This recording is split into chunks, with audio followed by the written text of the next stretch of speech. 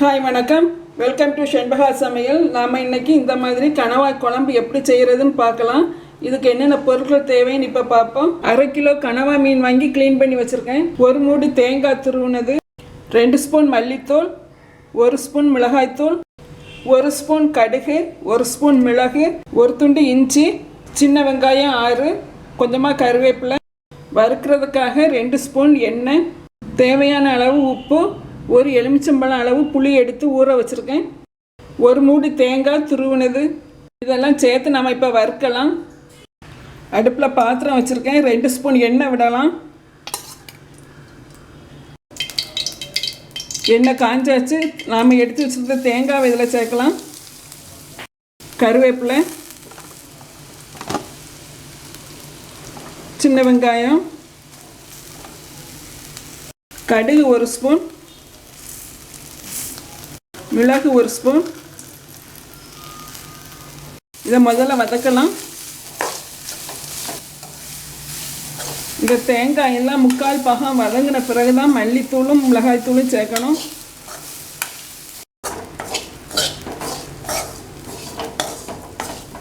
தேங்காய் 3/4 பாகம் வறுத்தாச்சு. இப்போ நாம் இதில் மல்லித்தூள் சேர்க்கலாம்,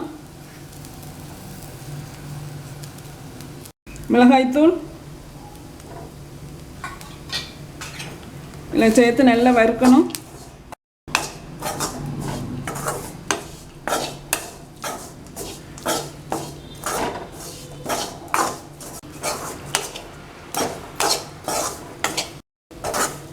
வறுத்தாச்சு. இப்போ நம்ம அடுப்பை ஆஃப் பண்ணிக்கலாம்.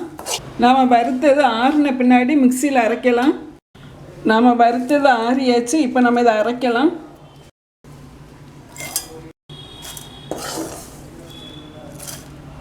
இது கூட நாம் எடுத்து வச்சுருந்த இஞ்சியையும் கட் பண்ணி சேர்த்துக்கலாம். நாம் வறுத்தது தண்ணி விடாமல் முதல்ல கொஞ்சமாக திரிச்சுக்கிட்டு அதுக்கப்புறமா தண்ணி விட்டு அரைக்கணும். நல்லா மையாக அரைச்சாச்சு. நாம் அரைச்சதை இந்த பாத்திரத்துக்கு மாற்றுவோம். கொஞ்சமாக தண்ணி மிக்ஸி ஜாரில் விட்டு கலக்கி நாம் அரைச்சது கூட சேர்க்கலாம். நாம் கரைச்சி வச்சுருந்த புளி தண்ணி இதில் சேர்க்கலாம். தேவையான அளவு உப்பு எல்லாம் சேர்த்து நல்லா கலந்து விட்டுக்கணும்.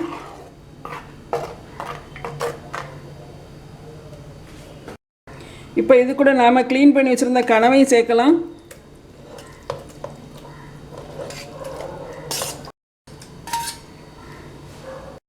எல்லாம் சேர்த்து நல்லா கலந்துக்கலாம்.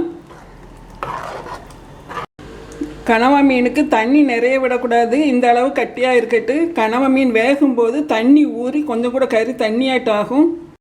இப்போ இதை அடுப்பில் வச்சு வேக வைக்கலாம்.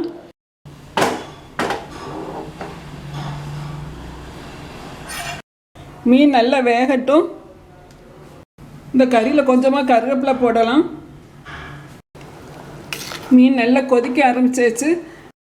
நாம் கலக்கி வச்சுருந்த கறியங்காட்டி கொஞ்சம் தண்ணியாட்டம் ஆயிட்டு. இந்த மீன் நல்லா வேகட்டும்.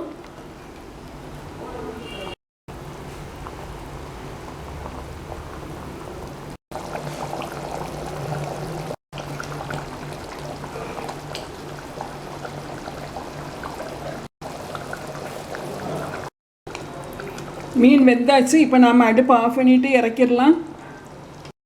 நமக்கு இப்போ கனவா மீன் குழம்பு ரெடி ஆகியாச்சு. எல்லோரும் செய்து பாருங்கள், நல்லா டேஸ்ட்டாக இருக்கும். மறக்காமல் சப்ஸ்கிரைப் பண்ணுங்கள், லைக் பண்ணுங்கள், ஷேர் பண்ணுங்கள். தேங்க்யூ.